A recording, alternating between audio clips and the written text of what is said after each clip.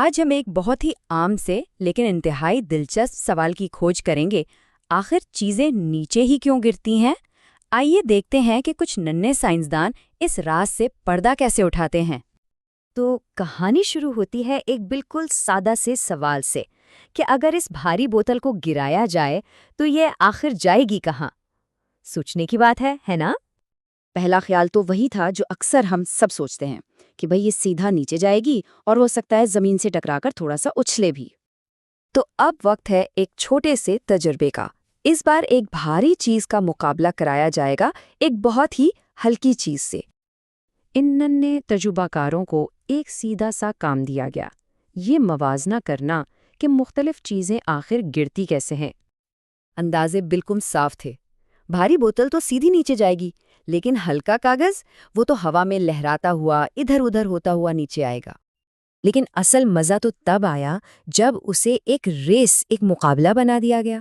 کیا ہو اگر دونوں چیزوں کو بالکل ایک ہی وقت پر گرایا جائے؟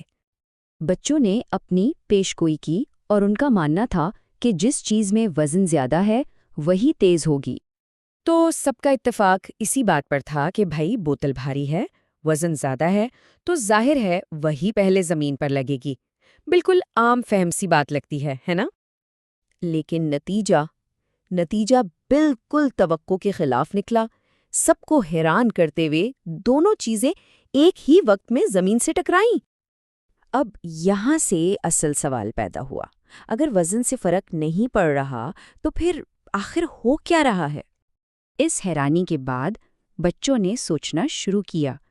ان کے ذہن میں کچھ خیال آئے، جیسے کہ وزن، کشش ثقل یعنی گریوٹی، اور ہاں، ہوا۔ اور دیکھیں ایک بچے نے کتنی گہری بات کی، مطلب جس چیز میں وزن ہے اسے ہوا اتنی آسانی سے ادھر ادھر نہیں دھکیل سکتی، اس لیے وہ سیدھی نیچے آتی ہے۔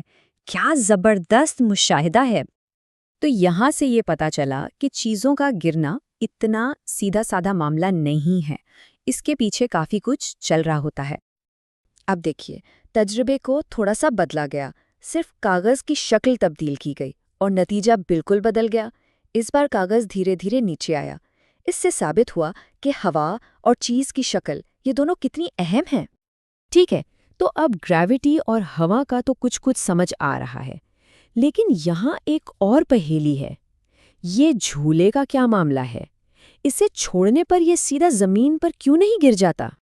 بچوں نے اس کا جواب یہ سوچا کہ جھولے کو شروع میں ایک دھکا ملتا ہے، ایک ابتدائی قوت یعنی انیشل فورس، اور یہ ٹیبل اس فرق کو بہت خوبصورتی سے بتاتی ہے۔